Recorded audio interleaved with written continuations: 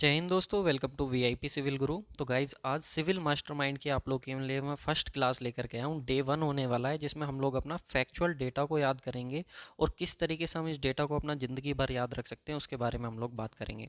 लेकिन उससे पहले आप लोग को मुझसे एक प्रॉमिस करना पड़ेगा। अगर मैं आप लोगों को ये फैक्चुअल डेटा ज़िंदगी भर याद करा देता हूँ तो आप लोगों को वीडियो लाइक करनी पड़ेगी और कमेंट करना पड़ेगा। अगर मैं नहीं करा पाया, एक भी स्टूडेंट का अगर कमेंट आ गया, तो मैं डेफिनेटली बोल रहा हूँ मैं ये वीडियो डिलीट कर दूंगा। ठीक है, बस आपको अपना प्रॉमिस पूरा करना है और मुझे अपना प्रॉमिस पूरा करना है। ठीक है, देखते हैं किसने कितनी मेहनत की है।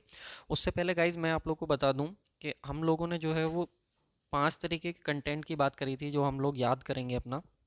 एक हमने फैक्चुअल डेटा की बात करी थी, दूसरा हमने फील्ड और लैब टेस्ट की बात करी थी, तीसरा हमने 2500 वन लाइनर क्वेश्चंस की बात करी थी, और एक हमने शॉर्ट नोट्स की बात करी थी जिनसे हम रिवीजन करेंगे, और एक हमने सिविल इंजीनियरिंग फार्मूलों को जिनको हम लोग अपना ट्रिक से याद करेंगे। तो आज हमारी फर्स्ट क्लास जो है वो फैक्चुअल डेटा पे होने वाली है। और आज की जो क्लास हम लोग स्टार्ट करेंगे वो एक मोटिवेशनल कोटेशन के साथ स्टार्ट करेंगे। कौन कहता है कामयाबी किस्मत तय करती है, इरादों में दम हो तो मंजिलें भी झुका करती हैं। गाइस, कौन कितना लंबा जाने वाला है, कौन कितना दूर तक जाएगा, ये सिर्फ और सिर्फ आपके कितने मजबूत इरादे हैं इस बात के ऊपर डिपेंड करता है। अगर आपके इरादों में दम है, अगर आपके इरादों में जुनून है, तो डेफिनेटली जो है आप बहुत लंबा जाने वाले, डेफिनेटली जो है वो आप एग्ज़ाम निकालने वाले हैं। आप सिर्फ किस्मत के भरोसे जो है आप लोग नहीं बैठ सकते, आप लोगों को मेहनत करनी पड़ेगी अगर आप लोगों को सक्सेस चाहिए तो। ठीक है, तो इसी के साथ लेते हुए हम लोग अपना जो है अपना फर्स्ट देखते हैं। जैसा कि बताया कि सिविल फैक्चुअल डेटा ये अलग से जो है हमारे पास पीडीएफ रहने वाली है। पहले हमारे पास देखो मिक्स रहेंगे। मैं ये मान के चल रहा हूँ कि आपने सिविल इंजीनियरिंग पढ़ रखी है, सिंपल सी बात है, कहीं पे आपने कंपटीशन की तैयारी करी हुई है कॉलेज में, आपने ये सारी चीज़ें पढ़ रखी हैं। ठीक है, ये मैं पहले से मान के चलूँगा। लेकिन अगर आपने ये चीज़ें नहीं कर रखी तो मैं आपको one liner plus concept course suggest करना चाहूँगा कि वहाँ से आप लोग चीज़ें एक बार करिएगा, तब ये चीज़ें जो है आपके माइंड में जो है वो रिटेन करेंगी। ठीक है, ये मिक्सड रहने वाले हैं, कभी किसी टॉपिक का होगा तो कभी किसी टॉपिक का होगा। ठीक है, तो उस चीज़ के लिए आप पहले से मेंटली प्रिपेयर रहना।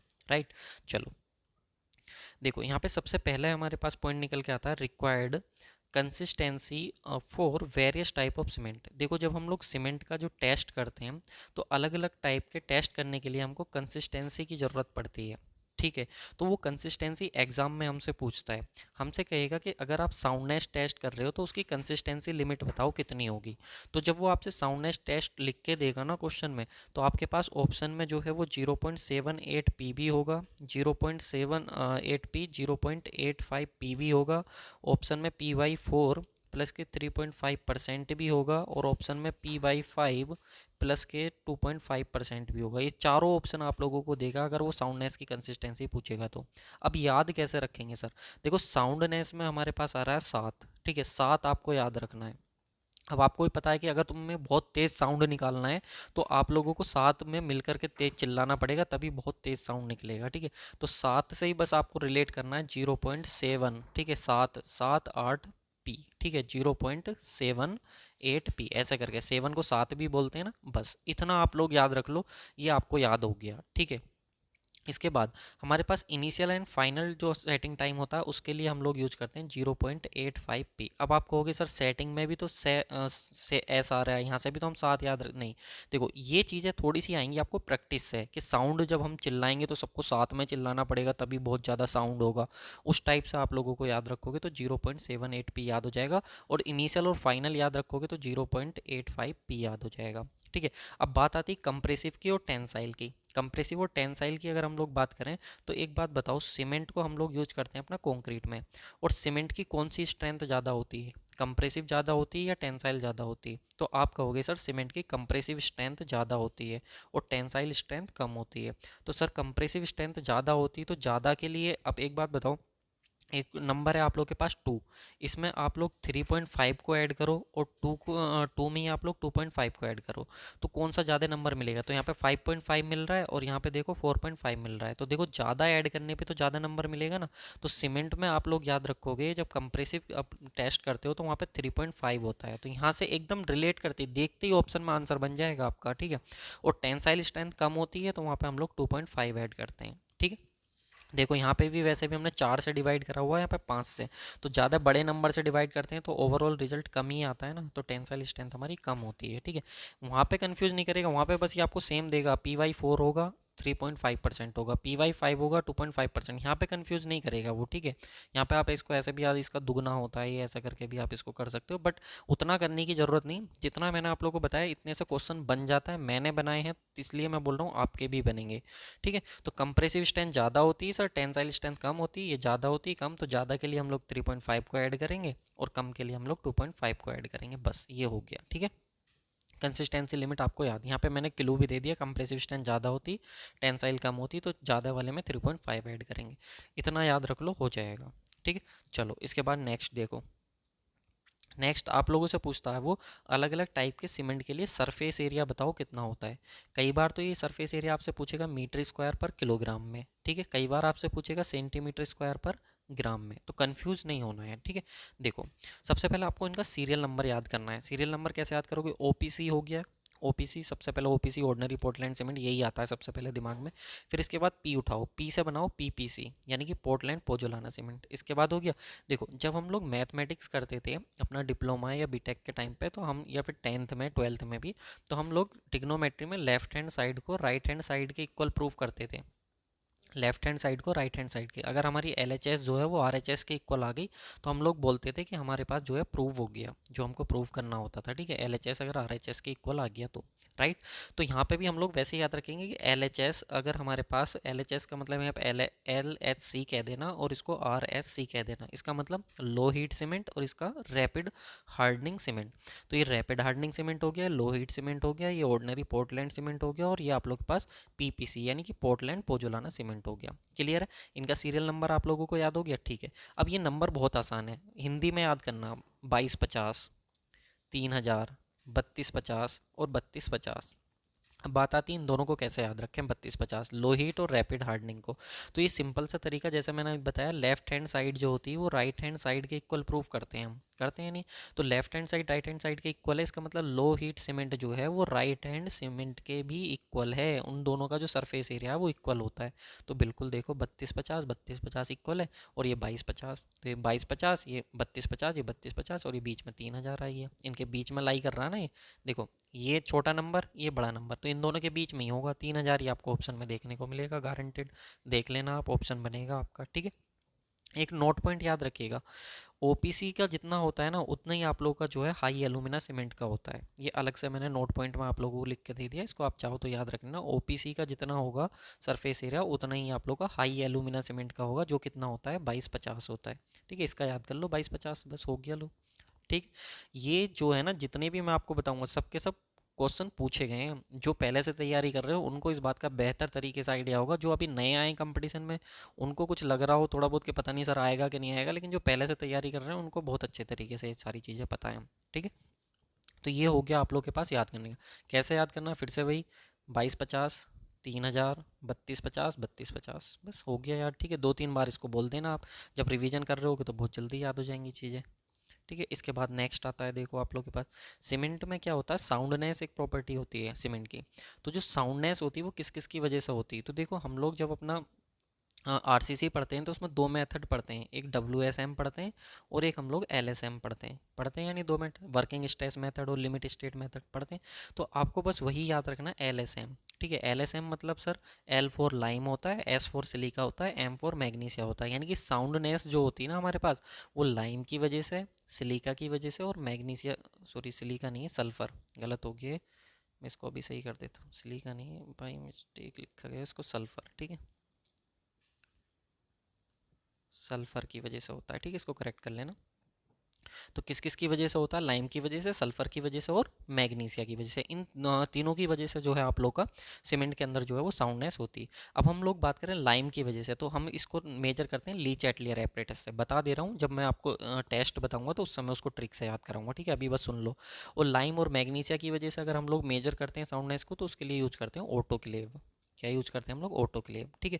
अब क्वेश्चन देखो क्या बनेगा, ओपीसी के लिए, ये तो आपसे बनेगा ही बनेगा, साउंडनेस किसकी वजह से होती है, ओपीसी के लिए आपसे पूछेगा कि जब हम फाइननेस टेस्ट को करते हैं अपना 90 माइक्रोन की सीप से, तो वहाँ पे रेजिडियो कितना होता है, तो 10%। और आपसे पूछेगा मैक्सिमम एक्सपेंशन कितना होता है ड्यू टू लाइम, लाइम की वजह से मैक्सिमम एक्सपेंशन कितना होता है लीच एट लेयर एप्रेटस में, तो ये भी कितना होता है 10 mm।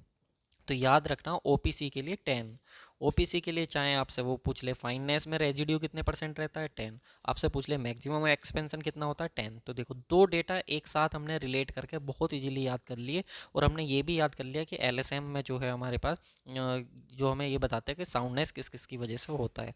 तो ये पूरा का पूरा पोर्शन अगर आप पहले से तैयारी कर रहे हो तो आपको जो है एग्जाम में मल्टीपल टाइम्स देखने को मिलेगा। ठीक है, चलो नेक्स्ट देखो एक और।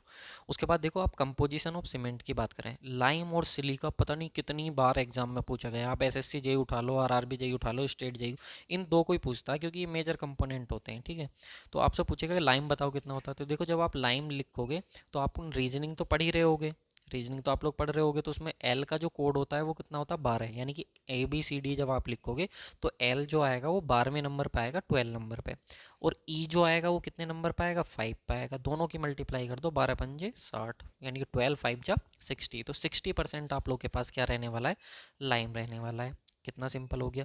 वैसे देखो सिलिका, सिलिका को आप देखो, सिलिका एस का कोड कितना होता है 19, ए का कोड कितना होता है 1, दोनों को ऐड कर दो 20%।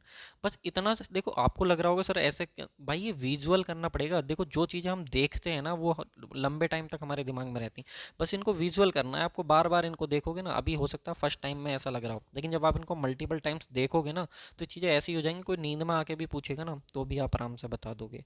ठीक है, देखो एक और देखो, नेक्स्ट हम लोग बात करें स्टैंडर्ड और मॉडुलर जो साइज होता है। स्टैंडर्ड साइज हम सबको पता होता है 19 × 9 × 9 होता है, ये हमारे पास ब्रिक्स का साइज होता है स्टैंडर्ड।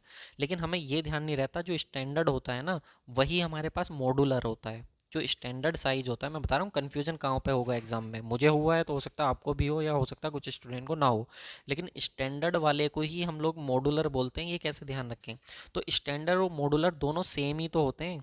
स्टैंडर्ड और मॉडुलर साइज जो होते हैं वो दोनों सेम ही तो होते हैं, बस सेम वर्ड को उठा लो। S4 क्या हो गया स्टैंडर्ड, M4 क्या हो गया मॉडुलर, यानी कि सेम ही होते हैं। कौन कौन से स्टैंडर्ड एंड मॉडुलर, जहाँ जब भी आपसे साइज पूछे तो सबसे पहले दिमाग में सेम वर्ड ले आना।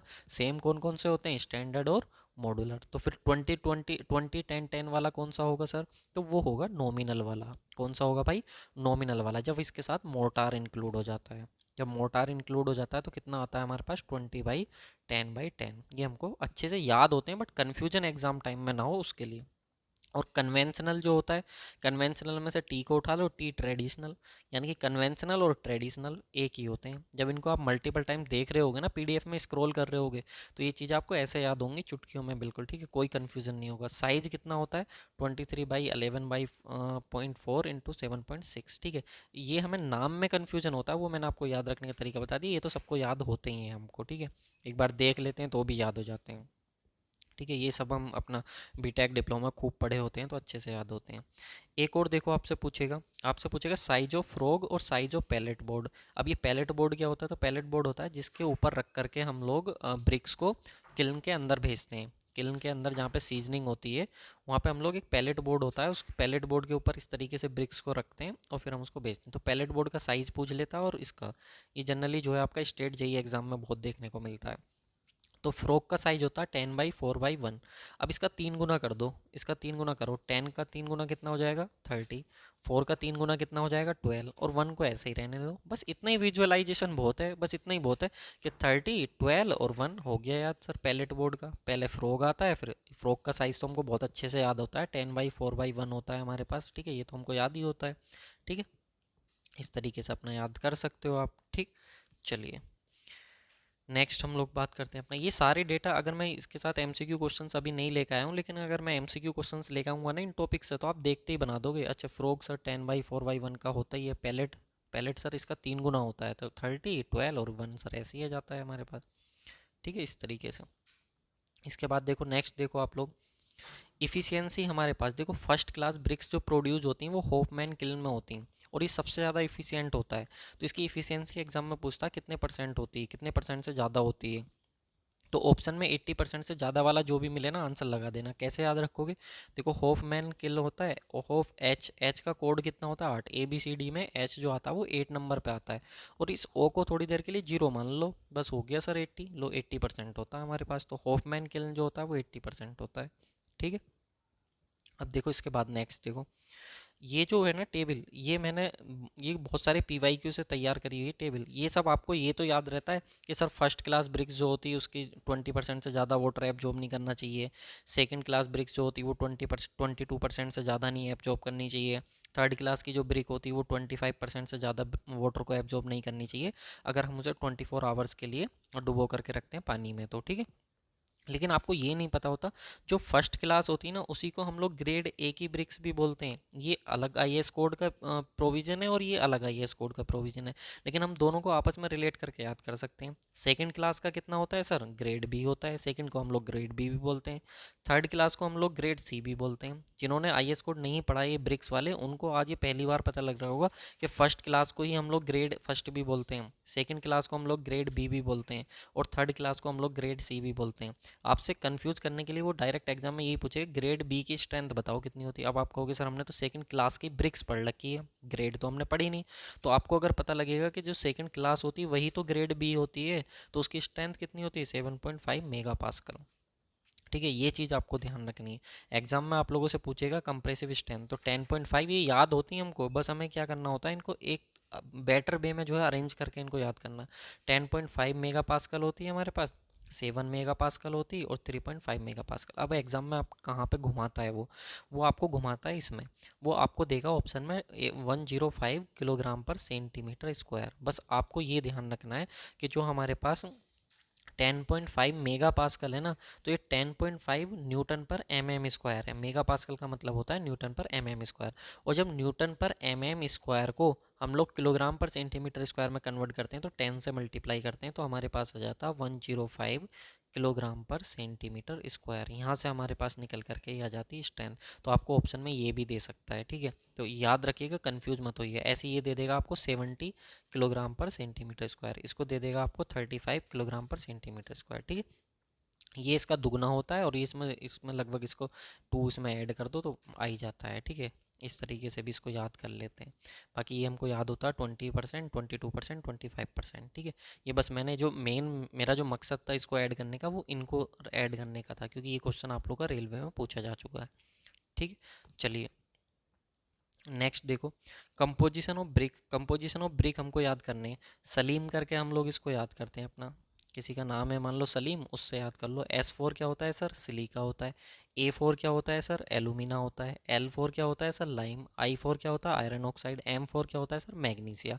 ये सारे कंपोजिशंस हमारे पास होते हैं ब्रिक्स के। याद कैसे रखें सर, सिलिका 60, सिलिका कितना होता है 60। अब आप कहोगे सर सीमेंट में तो अभी आपने हमें ये बताया था कि वहाँ पे जो सिलिका होता है उसको हम याद रखते हैं सर, एस का कोड होता है हमारे पास 19 और यहाँ पे ए का कोड होता है 1, तो दोनों को ऐड कर देते हैं तो 20 आता है। तो सर सीमेंट में तो 20 होता है, तो भाई इतना तो थोड़ा सा आपको याद रखना पड़ेगा, इतनी चीज़ें आपको दिमाग में रखनी पड़ेगी। अच्छा सीमेंट में हम उस तरह से करते हैं और ब्रिक्स में हम लोग सिलिका मतलब 60%। एलुमिना, एलुमिना से याद रखो आलू, आलू जनरली आप लेने जाओ तो 20-30 रुपए किलो मिलते हैं, ठीक है। सिलिका और आलू मिट्टी के अंदर ही होते हैं, ऐसे भी करके याद रख सकते हो। आलू जो होते हैं वो कहाँ पे होते हैं, मिट्टी के अंदर ही तो होते हैं, सिलिका, ठीक है। तो 20 से 30% आप लोग के हो गए। लाइम, लाइम में कितने लेटर हैं, 1 2 3 4, 4 लेटर हैं ना लाइम में, तो 4% आप लोग के पास क्या होता है, ब्रिक्स के अंदर लाइम होता है। आयरन ऑक्साइड की बात करें तो इसको ऑक्साइड्स ऑफ आयरन भी बोलते हैं। तो ऑक्साइड्स ऑफ आयरन में आप ऑफ को उठा लो, बस बीच में आ रहा है ना ये ऑफ, तो एफ का कोड कितना होता है 6 होता है, तो 6% होता है, यानी 5 से 6% आप लोगों को क्या देखने को मिलेगा, ऑक्साइड्स ऑफ आयरन। बचा मैग्नीशिया, तो मैग्नीशिया आप लोगों का 1% होता है, लेस देन 1%। लास्ट में ए आ रहा है, ए का कोड 1 होता है, ऐसे भी याद रख सकते हो, ठीक है। तो बस विजुअलाइजेशन करना है, चीज़ों को बार बार देखना है। एक दो बार देख लोगे आप लोग, क्वेश्चन बनाओगे फटाक से क्वेश्चन बनेगा, ठीक है। आप बना के देखना मेरे क्वेश्चन, मैं तो भाई देखो ऐसे ही लंबे, इतनी सारी चीज़ें हैं, कुछ ना कुछ तो जुगाड़ निकालना ही पड़ेगा, ठीक है। तो सिलिका 60, सिलिका 60, अच्छा 60% हो गया। एलुमिना आलू, आलू 20-30 रुपये किलो रहते हैं। लाइम में 4 लेटर हैं सर, 4%। ऑफ का एफ का कोड 6%, ठीक है। आराम से याद होंगे, ठीक है। चलो इसके बाद नेक्स्ट और देखो आप लोग, फाइनेस मॉडुलस आपसे पता नहीं मल्टीपल टाइम्स आप लोगों को क्वेश्चंस देखने को मिलेगा, कितनी बार रिपीट होता है। तो फाइनेस मॉडुलस जो होता है वो डायरेक्टली प्रोपोर्शनल होता है पार्टिकल साइज़ के। एक तो पॉइंट आपको ये याद रखना है, पार्टिकल साइज़ के डायरेक्टली प्रोपोर्शनल होता है, मतलब पार्टिकल साइज जितना बड़ा होगा उसका फाइनेस मॉडुलस जो है उतना ही ज़्यादा होगा। ठीक है, और पार्टिकल साइज छोटा होगा तो फाइननेस मॉडुलस भी कम होगा। अब याद रखना, पार्टिकल साइज के इन्वर्सली प्रोपोर्शनल होता है उसका स्पेसिफिक सरफेस एरिया, जो अभी ऊपर हमने सीमेंट का देखा था। ठीक है, ये चीज़ भी आपको ध्यान रखनी। कैसे निकालते हैं सर फाइननेस मॉडुलस को? तो निकालने का तरीका होता है cumulative percentage of any size of particle. सीप्स होती हैं, बहुत तरीके की सीप्स होती हैं, कोई भी एक सीप ले लो, उसके ऊपर कितना हमारे पास जो है कितना रेजिड्यू है हमारे पास, कितना हमारे पास मटेरियल बचा हुआ है, वो हम लोग सब टोटल कर लेते हैं और उसका 100% 100 से डिवाइड कर देते हैं। ठीक है, कम्युलेटिव परसेंटेज निकालते हैं। इसका मैं आपको एक न्यूमेरिकल वगैरह जो है कराया हुआ हूँ। ठीक है, एसएससी जेई वाले पीवाई के में वहाँ से देख लेना। बट मेन मकसद था इस टेबल को लाना। ठीक है, ये तो मैं आप लोगों के लिए ले ही आया, क्योंकि यहाँ से ये रिलेट करने के लिए कि जो फाइननेस मॉडुलस होता है वो पार्टिकल साइज के डायरेक्टली प्रोपोर्शनल होता है, ये बताने के लिए। ठीक है, इसको चलो और सिंपल करता हूँ थोड़ा सा। ठीक है, एक काम करो, एक फाइन एग्रीगेट लो एक मुट्ठी में, और एक मुट्ठी में कोर्स एग्रीगेट लो। एक मुट्ठी में फाइन एग्रीगेट लो और एक मुट्ठी में कोर्स एग्रीगेट लो। अब दोनों को एक सरफेस पे फैला दो, दोनों को एक सरफेस पे फैलाओ। ये ज़्यादा एरिया के अंदर फैल जाएगा और ये कम एरिया के अंदर फैलेगा। हाँ या ना बोलो। जो फाइन एग्रीगेट है वो ज़्यादा एरिया के अंदर फैल जाएगा, तो ज़्यादा एरिया के अंदर फैल रहा है, इसका मतलब क्या है? जो हमारे पास फाइन एग्रीगेट था उसका साइज कम था। साइज कम था तभी तो सरफेस एरिया ज़्यादा आया निकल करके, उसका स्पेसिफिक सरफेस एरिया ज़्यादा आया। दूसरा अपोजिट देखो कोर्स एग्रीगेट को, कोर्स एग्रीगेट का साइज आपका ज़्यादा था, ज़्यादा था नहीं तो ज़्यादा था, तो यहाँ पे देखो कम एरिया के अंदर वो फैला, कम एरिया के मतलब उसका स्पेसिफिक सरफेस एरिया क्या था? कम था। ठीक है, तो ये चीज़ आपको ध्यान रखनी है। और फाइननेस मॉडुलस पार्टिकल साइज के डायरेक्टली प्रोपोर्शनल होता है, क्योंकि ये भी क्वेश्चन है और ये भी क्वेश्चन है। ठीक है, ये सब के सब क्वेश्चन है जिनको हम यूज करते हैं अपना। अब मेन चीज़ आती है टेबल। ठीक है, ये आपसे बहुत बार पूछता है। देखो ये टेबल को याद करना बहुत आसान है, fine sand, medium sand, coarse sand, पहले सबसे छोटी, फिर उससे बड़ी, फिर उससे बड़ी। ठीक है, याद कैसे रखते हैं सर? बहुत सिंपल है, 2 से लेकर के 2.5, 2.5 से लेकर के 3, और 3 से लेकर के आप लोग का 3.5। इस तरीके से हम लोग याद कर लेते हैं, 2 से 2.5, 2.5 से 3, और 3 से लेकर के 3.5। अब कहाँ पे ये मैंने इतना सिंपल किया, आपको क्या मिलेगा एग्जाम में? आपको देखने को मिलेगा 2.2 से लेकर के 2.6 तक, 2.6 से लेकर के 2.9 तक किताबों में जो मिलेगा, और 2.9 से लेकर के 3.2 तक ये देखने को मिलेगा डेटा आपको उसमें। ठीक है, बुक्स वगैरह में जब आप सॉल्यूशन करोगे तो कंफ्यूज नहीं होना, आपको ये डेटा याद रखना, ये बिल्कुल इस रेंज के अंदर आएगा और आपका क्वेश्चन कभी गलत नहीं होगा। मैं लिख के दे रहा हूँ इस बात को। ठीक है, कभी गलत नहीं होगा। आप इस कॉम्प्लेक्स डेटा को क्यों याद कर रहे हो? आप इस सिंपल डेटा को याद करो ना, 2 से ढाई, ढाई से तीन, तीन से चार, तीन से साढ़े तीन। ठीक है, बस हो गया, लो याद। अब इसको जोन को कैसे, IS 383 कैसे क्या बोलता है, ये आपने कहीं किसी बुक में इस तरीके से नहीं देखा होगा। ये सब जो मेरे शॉर्ट नोट्स हैं, जो मेरी मेहनत है, वो मैं आपको दे रहा हूँ। ठीक है, ये आपने देखा होगा कि ये जो कोर्स सैंड होता है जो नीचे वाला है, इसको बस जोन ऊपर को लिखते चले जाओ, जोन 1, जोन 2, जोन 3। एक और होता है हमारे पास जोन 4। ठीक है, वो इनसे भी छोटे पार्टिकल होते हैं, लेकिन वो नहीं पूछता। आपसे ये पूछ लेता है मीडियम सैंड जो है वो किस जोन के अंदर आती है, तो जोन 2 के अंदर आती है। आपसे पूछ लेगा फाइन सैंड किस जोन के अंदर आती, तो जोन 3 के अंदर आती। क्वेश्चन बहुत बार देखने को मिलेगा, आप देख लेना जब पी वाई को लगाओगे, आपसे कहेगा एज पर IS 383 ये बताओ मीडियम सैंड किस जोन के अंदर आएगी, तो जोन 2 के अंदर आएगी। ठीक है, और ये मैंने बता ही दिया कि फाइननेस मॉडुलस जो होता है वो फंक्शन होता है किसका? पार्टिकल साइज का। पार्टिकल साइज का फंक्शन होता है, यानी कि डायरेक्टली प्रोपोर्शनल होता है। यहाँ से मैंने आपको 1, 2, 3, 4, 5 क्वेश्चन आप लोग के तैयार कराएं जो आपसे एग्जाम में पूछेगा ही पूछेगा। ठीक है, चलिए नेक्स्ट हम लोग बात करते हैं। इसके बाद आ जाता है हमारे पास structural element and nominal cover, जो एग्जाम में हमसे पूछते ही पूछता है। फाउंडेशन कैसे याद रखें सर? फाउंडेशन के लिए नॉमिनल कवर जो होता है 50 mm होता है। तो देखो फाउंडेशन में F है ना, F4 5 लिखो, F4 लिखो 5, और O है ना, इस O को थोड़ी देर के लिए 0 मान लो। 50 mm देखते ही याद आएगा, ये बस आप विजुअल कर लो। F को मैं 5 लिखना है, फिर 0 है, फाउंडेशन हो गया। लो 50 mm। कॉलम है ना, कॉलम, कॉलम में आप C को लिख लो 4, और इस O को बना दो 0 थोड़ी देर के लिए। लो सर हो गया 40 mm, हो गया सर याद हमको। बीम है ना सर, बीम, बीम का बी का कोड कितना होता है? 2। बी जो है 2 कोड पे आता है, और ई जो है ना वो हमारे पास 5 पे आता है, तो 25 mm। लो सर हो गया। स्लैब है ना सर, स्लैब, स्लैब को आप कितना लिख लो? 19, या तो आप ए का कोड समझ लो, ए का कोड 1 होता है, तो आप लोग का कितना हो जाएगा? 20 mm हो जाएगा। तो स्लैब के लिए नॉमिनल कवर कितना रहता है? 20 mm। ये वो डेटा है जो ज़िंदगी में कभी आप कन्फ्यूज़ नहीं हो सकते। ठीक है, हाँ देखते हैं वीडियो कितने मिनट की होगी अपनी, ज़्यादा बड़ी नहीं रखेंगे, इतनी ही रखते हैं 25 मिनट्स की। ठीक है, इसके बाद और भी हमारे पास बहुत सारा डेटा है जिसको मैं ऐसे ही आप लोगों को याद करा दूंगा। बस आप लोग को जो है इसको बार बार जो है अपना वो देखते रहना है, बार बार इसको आप रिवाइज करते रहोगे, अपने आप चीज़ें जो हैं आप लोग के दिमाग में जो हैं सब की सब जो हैं वो सेट हो जाएंगी। ठीक है, चलो ये तो हमारे पास एक था इनमें से जो मैंने आप लोग के लिए थे फैक्चुअल डेटा को। इसी तरीके से मैं आप लोग को फॉर्मूलाज भी जो है वो याद कराऊंगा, शॉर्ट नोट्स जो हैं वो भी मैं आपको प्रोवाइड कराऊंगा, और ये सारी चीज़ें जो है वो हम वीडियो लेक्चर्स की फॉर्म में भी देखेंगे। ठीक है, तो थोड़ा सा जो है आप लोग को हो सकता है ज़्यादा टाइम लगाओ इसमें कि हाँ सर, लेकिन आप एक बार अगर एक दो बार आप देख लोगे चीज़ें याद हो जाएंगी। ठीक है, लाइक ज़रूर कीजिएगा वीडियो को यार प्लीज़, आगे आगे भी मैं आप लोग को ऐसे ही जो है कंटेंट प्रोवाइड कराता हूँ, उसके लिए मोटिवेशन मिलता है।